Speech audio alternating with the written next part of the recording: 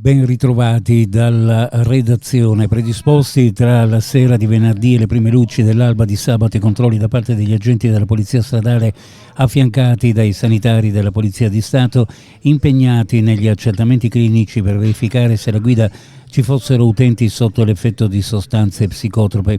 Lungo le strade che dal capoluogo Giuliano portano alla rete autostradale, 3 pattuglie della Polizia Stradale e il medico della Polizia di Stato con il suo staff hanno sottoposto a controlli etilometrici 130 conducenti e accertato molte violazioni. Una violazione da parte di un conducente uomo dell'articolo 186 lettera A del codice della strada per concentrazioni alcolemiche.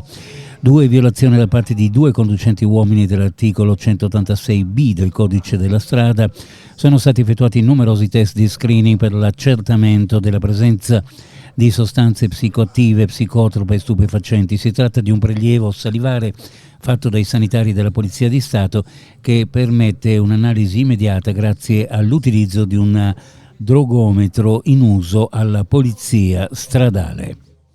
Siamo pronti a collaborare in vari campi di azione con l'Agenzia Nazionale per la Cybersicurezza. La Regione Friuli Venezia Giulia su questi aspetti si è mossa negli anni seguendo stimoli e input significativi provenienti dal mondo scientifico.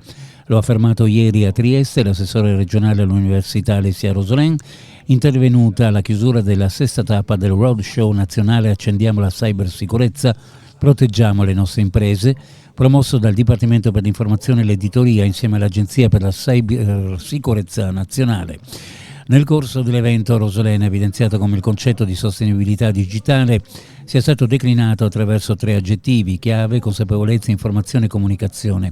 Secondo l'assessore questi elementi risultano centrali per comprendere i meccanismi tecnologici in continua evoluzione rispetto ai quali anche l'intelligenza deve sapersi adattare.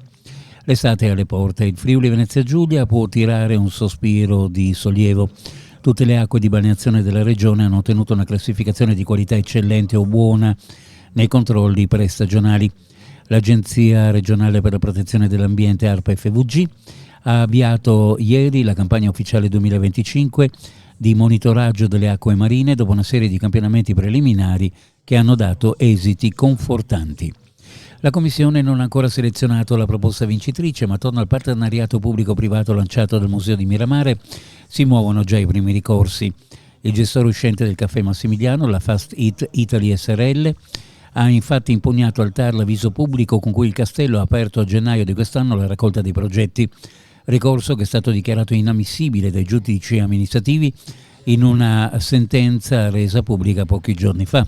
Ma l'esito giudiziario conta fino a un certo punto perché il contenzioso appena concluso conferma l'attenzione suscitata dall'inedita procedura avviata da Miramare e assieme il clima di tensione che il partenariato si porta dietro.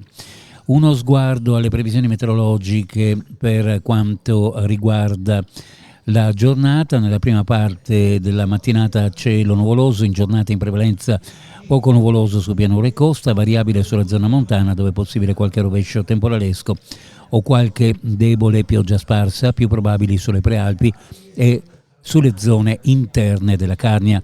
Sulla costa e sulle zone orientali, bora moderata al mattino, in calo nel corso della giornata. Temperature minime in pianura fra 11 e 14, le massime fra 20 e 23 gradi. Sulla costa minime fra 13 e 15, le massime fra 19 e 21 gradi centigradi. Previsioni a cura di ARPA e FVG Meteo. Ed è tutto per il momento con l'informazione. Grazie per averci seguito. A più tardi.